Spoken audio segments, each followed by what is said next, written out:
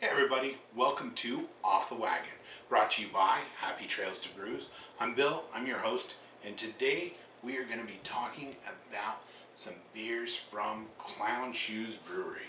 So Clown Shoes is out of Ipswich, Massachusetts, and they're a subsidiary of Harpoon Brewery. I've never heard of them before, but a friend of mine brought me 4 of their beers, so we're going to try them all for you. I've got a couple IPAs and a couple stouts, so we're going to start with the IPAs.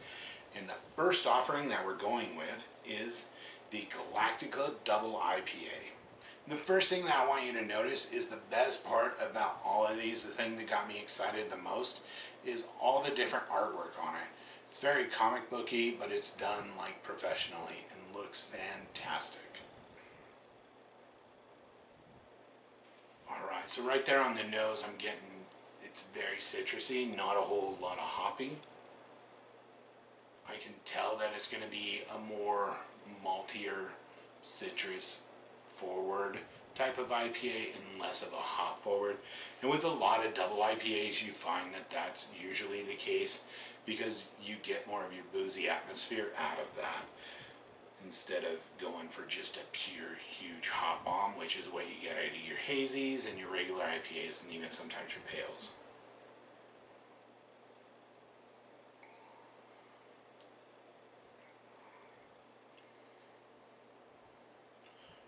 So it's 8% ABV and 86 IBUs, and I can tell you right now that you're tasting every bit of that 8% when you start sipping on this. It's a little bit heavy on the boozy side, and the malt really shines through, not so much the hops, but the hops kick in afterwards, and you get a nice bitterant at the end of the sip, so it lingers right there on your palate right at the end.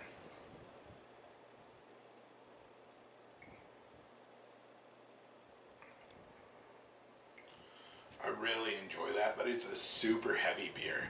It's not something that I could drink even 2 or 3 of, otherwise I'm going to hit the floor. It's too much. So other than that, that's probably my only complaint on it, is it's a little too heavy, a little too boozy, and the booziness does overpower the flavor of the beer itself. So the next one up is the Space Cake. Again, look at that artwork. You got a dude flying through space on there. It is another double IPA. It's 9% ABV, 90 IBUs this time, so I'm pretty excited to see how bitter this actually is and how it stacks up to that last one. So right again with that, it's very, you get notes of citrus on the nose, but you're getting mostly hops and mostly just booze. It's not a bad thing. I usually love a lot of heavy boozy IPAs. I mean, Dogfish 120, we all know that. It's a boozy beast, and I'll drink that until I pass out. So let's just go ahead and jump into this and see what we think.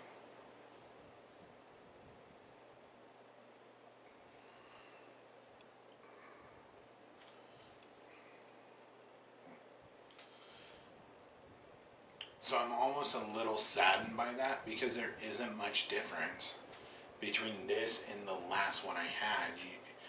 I took the time, I drank some water, cleaned off my palate quite a bit before I jumped into this to make sure that I wasn't mixing them up, but they taste almost exactly identical. And that, I don't know, I was hoping for something different, maybe a different hop flavor, but both hop flavors are dismissive in it, and it's like almost not there, and all you're getting is malt. And it's almost like they use the same malt in both beers, which ended up just making this big boozy thing right here that is almost a little on the disappointing side.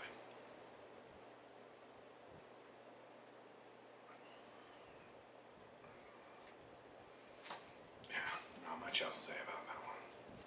Alright, so now we're going to jump into those stouts, and I'm pretty excited for the first one. It's the Mexican style chocolate stout, and it's called the Chocolate Sombrero.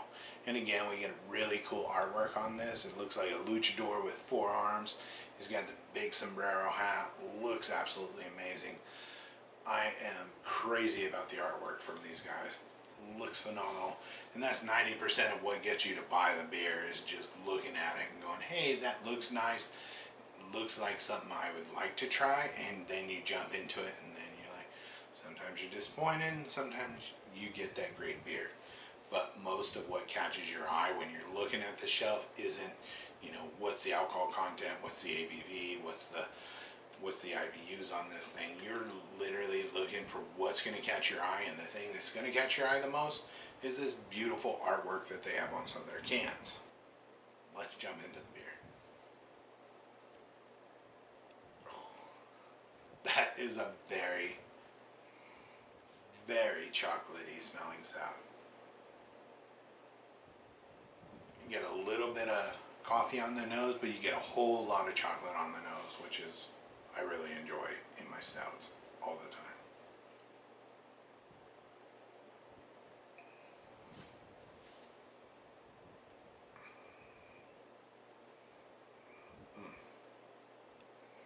Yeah. So that's a big, thick, rich, dark chocolate with a coffee kicker stout that just does this roller coaster across your palate. If I could go back in time, I would wish that I had never tried Clown Shoes IPAs and all I did was ever drink their stouts.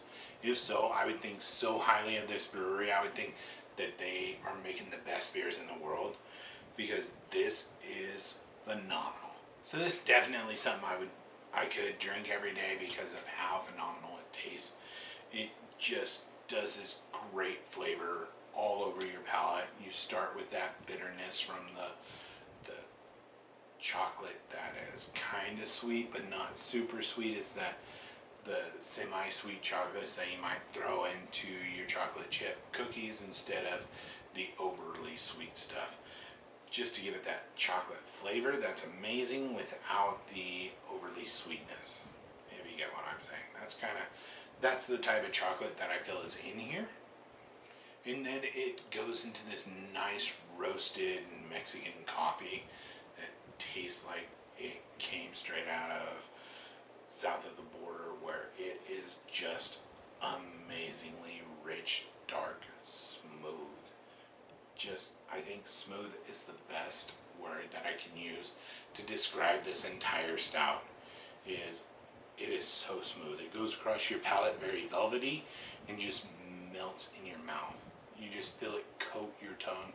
It's amazing. I can't say enough good things about this. I really love this beer. I wish I had 3 or 4 more of them so that I could cellar them, age them, do a few years of this, and just do a big bomb vertical where I fell in love year after year after year.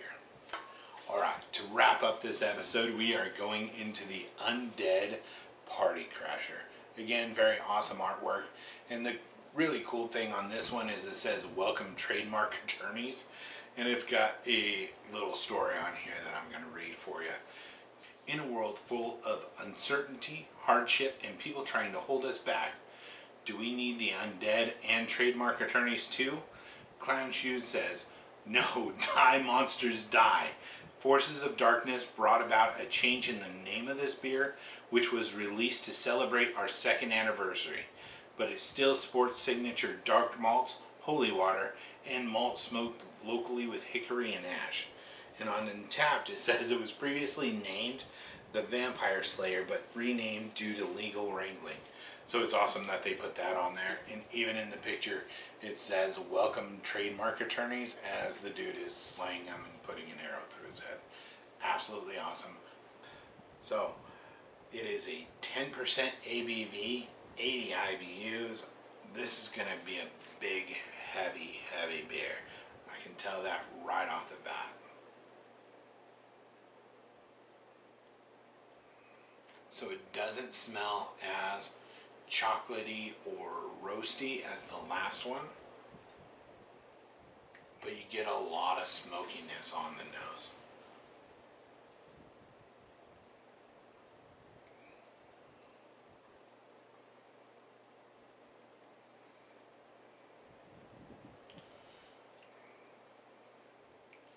So again, it's a little, so this one's a little more bitter than the last one, with a lot of smoke lingering afterwards. So it's like being around a campfire and trying to just eat the chocolate part of a s'more, and you're just sucking down a whole bunch of smoke because the wind shifted and blew it all in your face. That would probably be the best way I could describe this to you.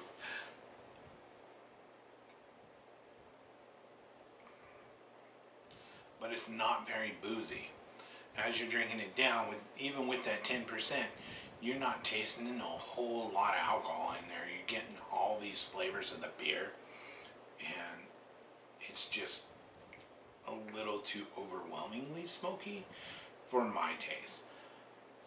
I'm not big on having my beers taste like I'm drinking a pack of Pall Malls.